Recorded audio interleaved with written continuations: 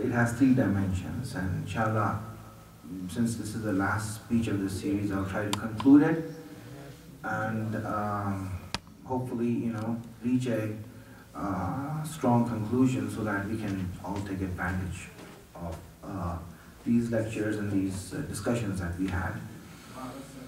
There are three dimensions in life in order to understand it. If a person understands life, then it means that he is able to utilize life and he'll be happy in life. If a person doesn't understand what life is, then truly his life is miserable. He will always be in depression and sadness and grief. And he will never achieve the objectives that he has for himself. So, these three dimensions of life, we discussed about the height of life. The height of life, and the length of life, and the width of life. The length of life means how long are you going to live for? And the answer to that is that we are going to live forever. Since we are going to live forever, and life is eternal, there is no ending to life. So this itself has many effects in our own behavior and attitude. If I know that I'm going to be alive forever, then I will have a different outlook in how I live my life. This is the effect that has on me. The height of life is that we can attain and achieve whatever greatness we want to attain or achieve. And all of that greatness that we can achieve can only be gotten over here in this world. Right? This is the height. So this life, the life of dunya, hayatul dunya, gets importance by understanding the height of life. That's what everything that we do here becomes important. Every small thing we do here becomes important. That's why we pay attention in this life of dunya. This is number 2. Number 3 is the width of life. The width of life means the ability for us to utilize the blessings of Allah.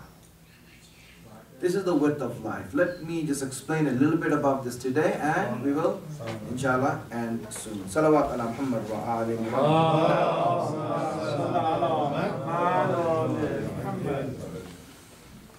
Here, when we look at the fact that Allah made akhirat, our life there, to be a place of immense blessings. And all these things that we get there that Allah speaks about Jannat. Obviously are incentives for us, right? Now, these things, if they are supposed to be there, if happiness is supposed to be there, then why did Allah give the same things over here in this dunya? There's one question I want to answer before I go on.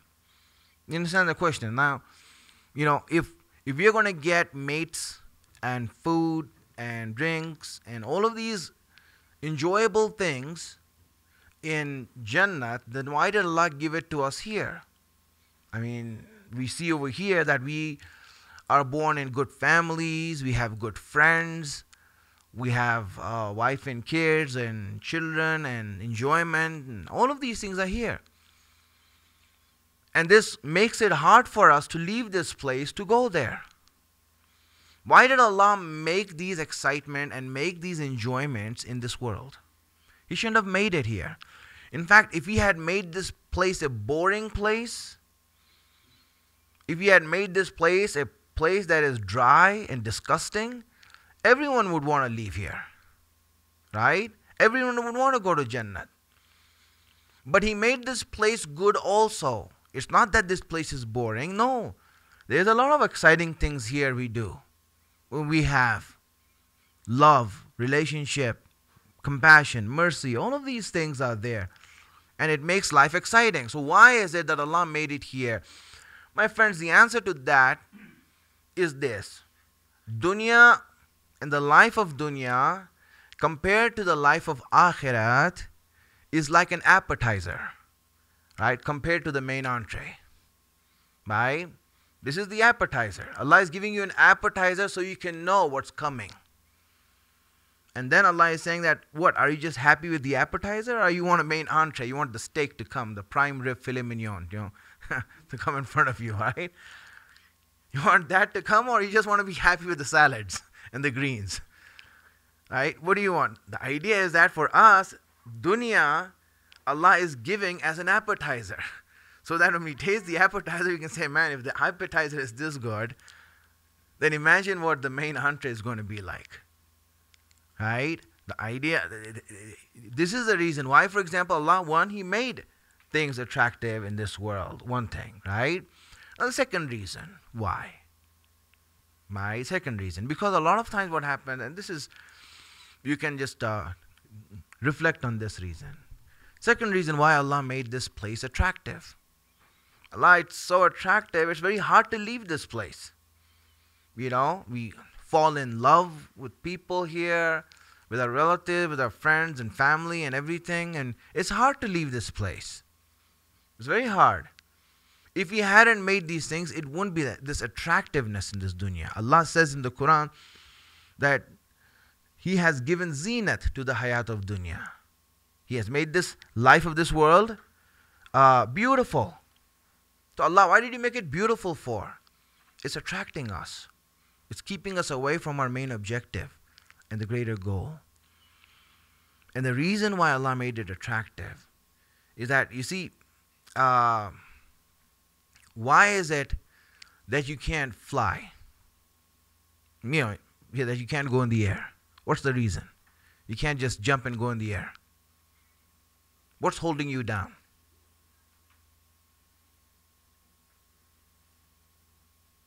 What's holding us down? What's holding us down from going in the air? Gravity. Thank you. Gravity. If you look at the concept of gravity, Allah put gravity so that in order for us to go in the air, it requires an external energy, spending of more energy. If Allah didn't make gravity, everyone will fly, and someone who flies is not a big deal then. Everyone can fly. If for a bird to be proud of flying, like, what are you so proud of? I'm flying. You're a bird, you're supposed to fly. Alright? You're expected to fly. For a bird to fly is not a big thing. For a cow to fly is a big thing. Now if you see a cow flying, you'll be like, okay, that's something you don't see every day. Right? You see the cow flying. But the bird, when it flies, you don't see that. Right? It's not a big deal. Allah kept gravity in this world so that in order to fly, you require some extra energy, you require something special. It takes a special force for you to take off and go in the air. Not everyone can fly. The same reason Allah has kept an attraction in this dunya so that those people who fly from this dunya and truly reach great altitude can be respected and honored. That yes, these people are special. In spite of the attraction of this dunya, that's why in spite of it, they flew. If Allah didn't keep it like that, if this place was a trash, if this place was a garbage dump, then you know what? It wouldn't be a big deal for anyone to want to get out of here. Everyone would want to get out of here. You know, if you're living in a ghetto, you're there because you're forced to be there. Now you want to get out of there because you see that homes are bad, neighborhoods are bad, crime is high, and you know what? I want to get out of here. Of course, wanting to get out of that, yes, I mean, anyone would want that.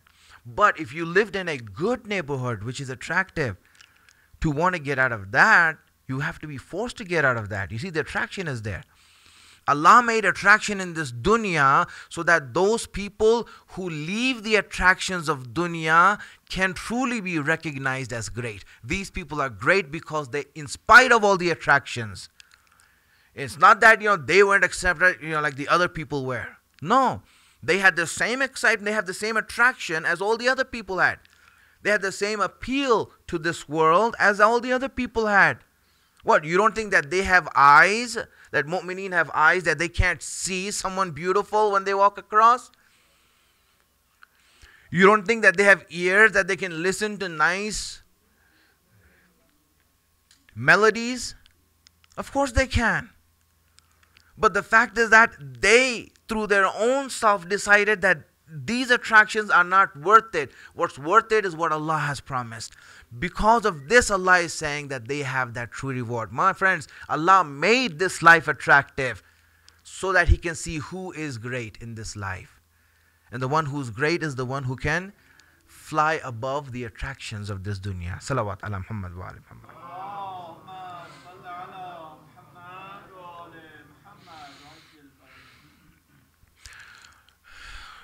This life, my friends, my last point, inshallah, today, and we will end it here, and then, inshallah, question and answers, and we get ready for Eid.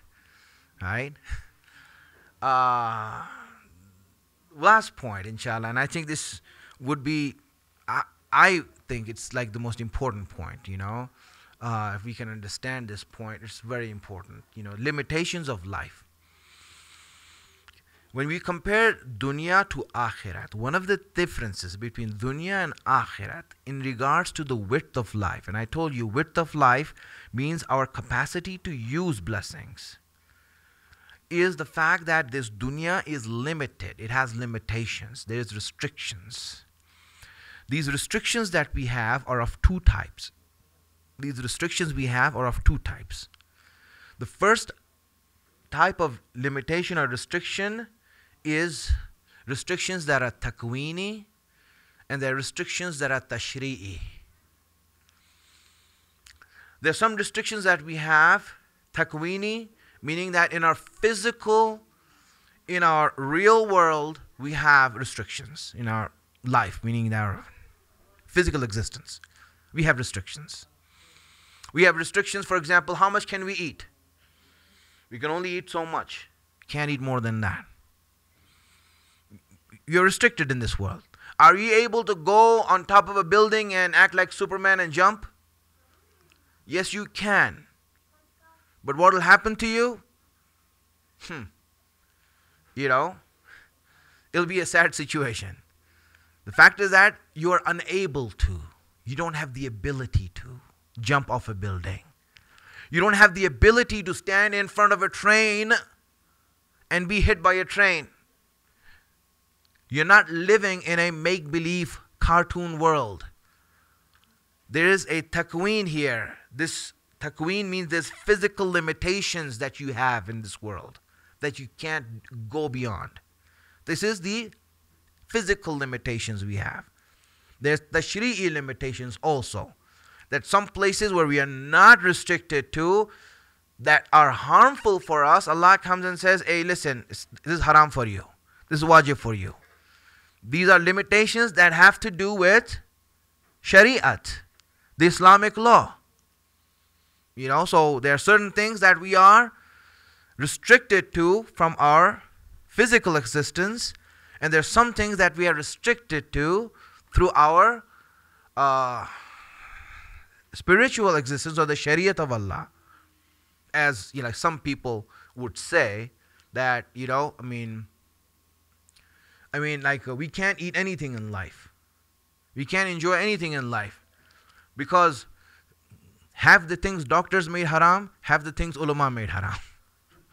You know, doctors, you have diabetes, you have high blood pressure, you can't eat sugar, you can't eat salt. So half of them they made haram, half the thing Islam made haram. So hence now we have nothing to eat.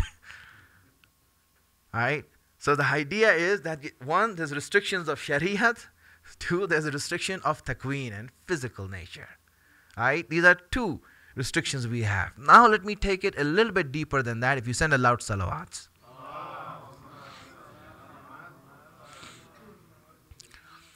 Some of these limitations you see are known to you. You know, how strong you are, how much you can lift. They're known to you. Some of these limitations are hidden. They're not known to you. They're unknown. And you see, these limitations will prop up in different ways, in different disguises, different ways of expressing themselves. And I want to explain why this happens. You see, my friends, when you have a limited things in this life, everything is limited here, restricted. It's not open. Space is not open. Everyone has to live within a certain amount of space. There's a ratio of how many people can live in this space. That's it. We are all in this room right now. We have to share this room. Right? It's not like I can do whatever I want here. It's not like my bathroom I can dance around, This is what do you call this is a place where we come and we are restricted, right? It's a restricted place and we all have to share it. Dunya is like that. It's a restricted place and we all have to share it. It's like, for example, a road that is small. And if you make a lot of automobiles and vehicles go on that road, there's going to be a traffic jam. It's going to come to a point where there's going to be a traffic jam. Traffic can't move forward. Too many cars on the road because the road is limited. It's like bandwidth. The bandwidth here is restricted. How much information can go through that bandwidth is limited. And hence, there comes a time when there's a lot, it will be jammed. This is dunya here. Right? And the idea is that these restrictions that happen, because of these restrictions, you see it expresses itself in many ways. Let me give an example of that if you send a loud salawats.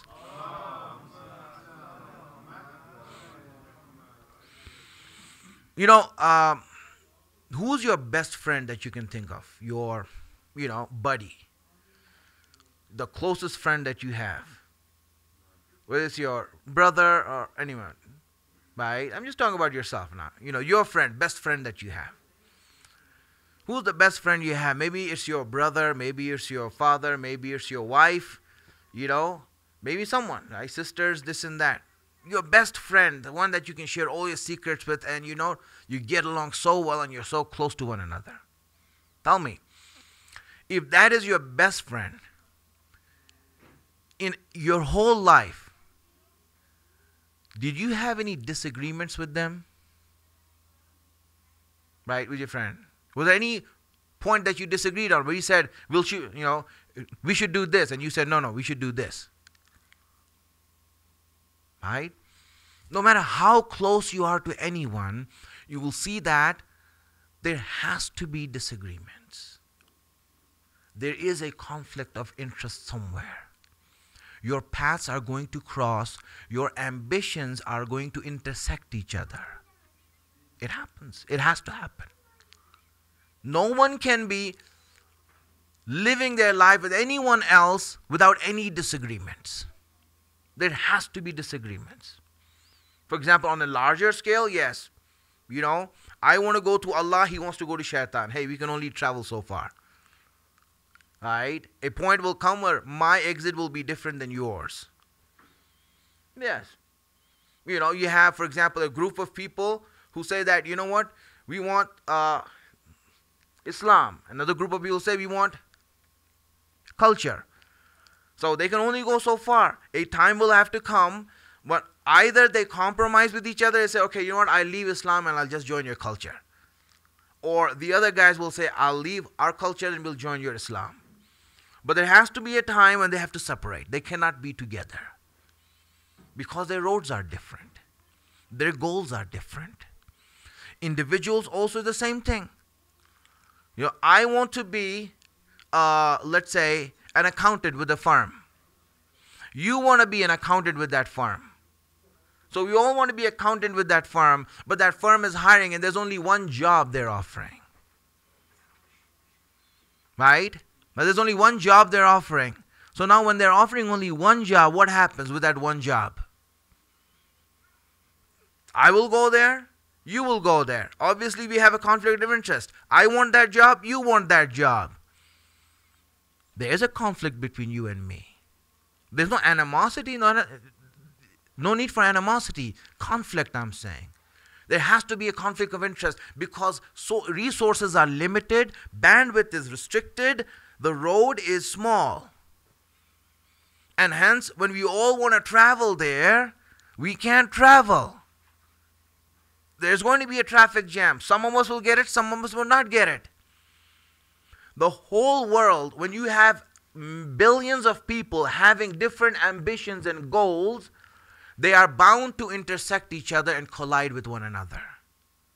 This is the natural effect of this life of this dunya being limited and restricted. This is the natural effect of that.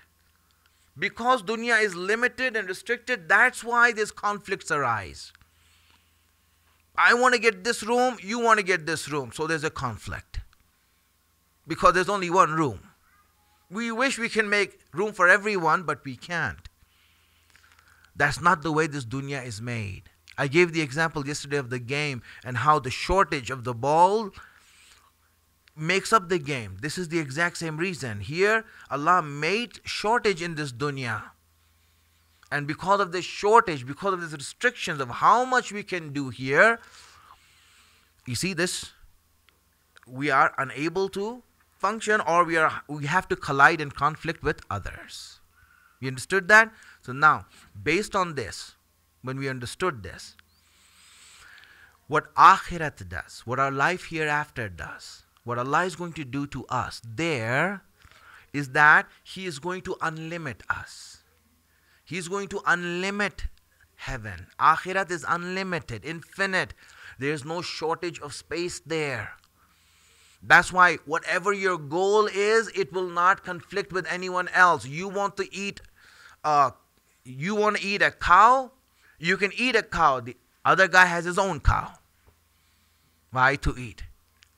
You want to have hurul een, you can have as many as you want. The other guy has his own hurul een. Right? You're not running after one person. I want to marry her, I want to marry her. Everyone's going after her.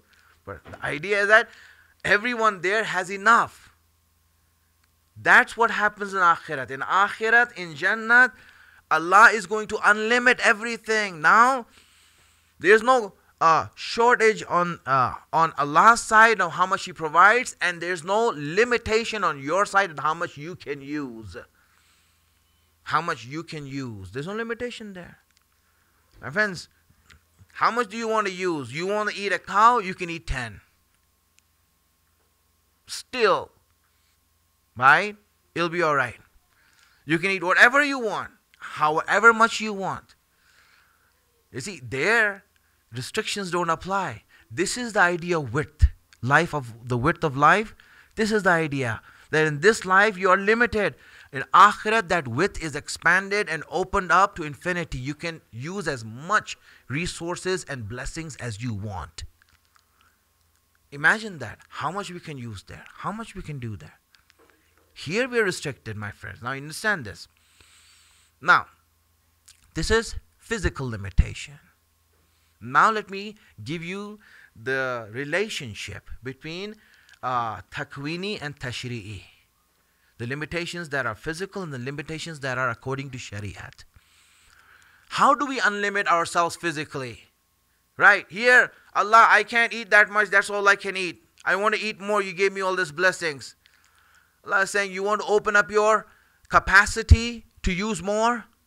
You want to unlimit yourself? Yes, Allah, I want to do that. How should I do that? He said, I'll give you the keys to unlock yourself. Your physical limitations. My friends, we have physical limitations here. This is the width of life here. We are limited physically. Allah is saying, you open that physical limitations of yours by unlocking it. Allah, how do I unlock it? He says, you unlock it by restricting yourself in this dunya according to my Shariat. When you restrict yourself according to my Shariat, I will unlock your ability in the Akhirat. My friends, we have those limitations here that we can't eat that much. But Allah is saying, I'll give you the keys to open them. How do I open them? You see, these are the things that are haram. These are the things that are wajib. If you do those things, I will unlimit your capacity and make you infinite. Friends, Shariat is the keys to opening the limitations of our width in our life. We restrict ourselves here, Allah unrestricts ourselves there. Allah has there's a relationship between life here and life there. Shariat is that life.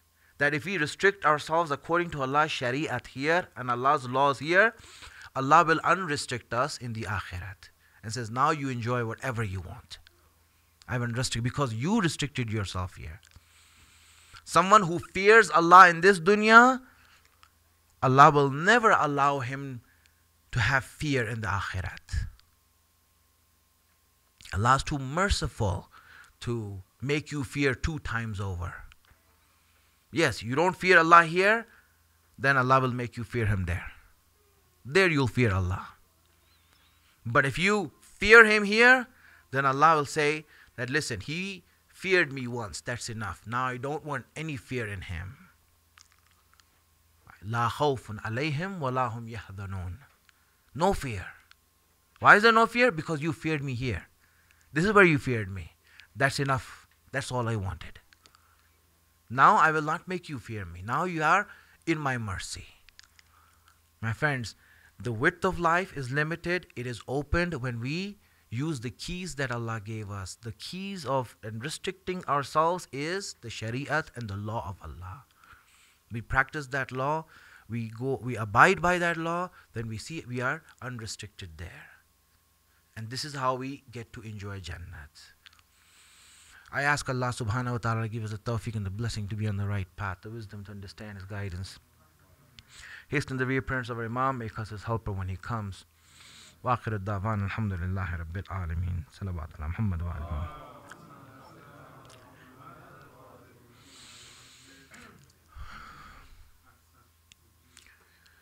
We have, again, just an announcement about the Eid. As you know that the ulama in Iran and Iraq have declared or announced Eid is tomorrow, except for Ayatollah Sistani. So, when we saw the moon in Guyana, right? We saw the moon there. That is hujjat for us, right? Because it's close to Florida and, we are good with that. Guyana, it's the northern tip of South America. Guyana. Georgetown, Guyana. In Georgetown. It's near the West Indies, Trinidad. Yes. There they saw the moon. Yes, they saw the moon there. Right?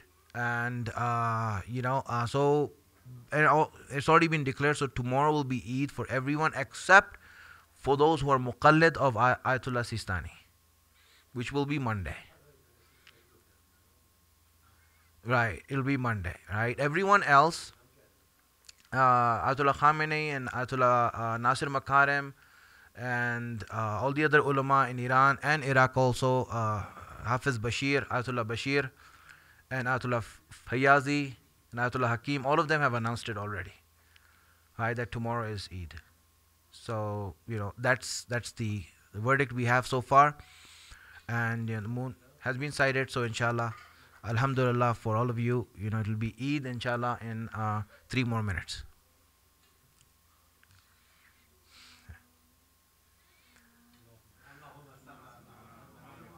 Yes, Akhi.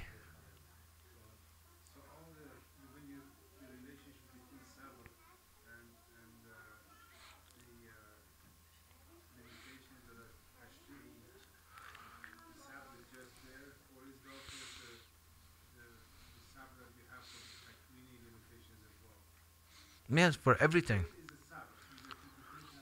Yes, of course, according to Shariat, when Allah restricts you, you have to have sabr in one way, and when Allah restricts you, according to Taqween, you also have sabr. For example, I want to help my relative, but I'm restricted. I can't, So obviously it's hard for me. In that case, we have to have sabr. In that case. So yes, in all restrictions, there is sabr. There has to be sabr.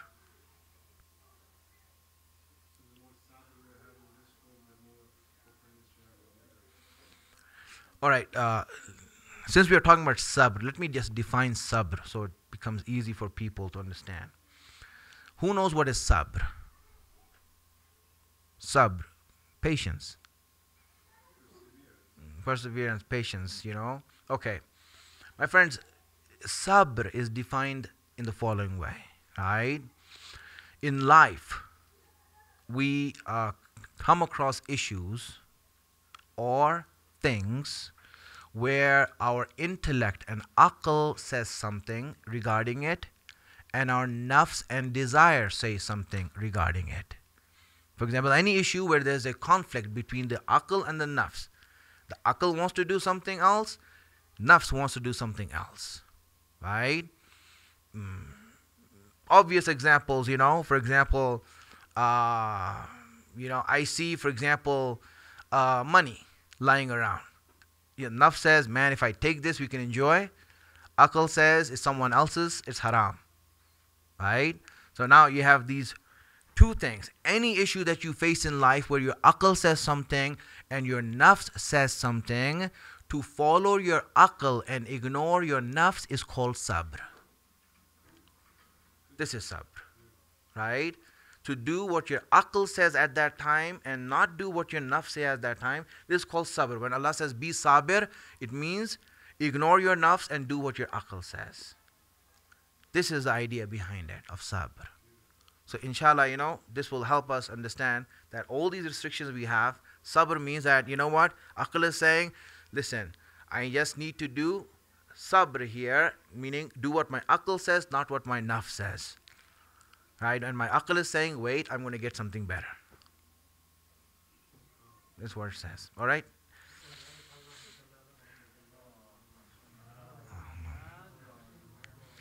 I think inshallah that is it. And, we'll stop it here. Azan time is 8:08, if I'm not mistaken. Salawat.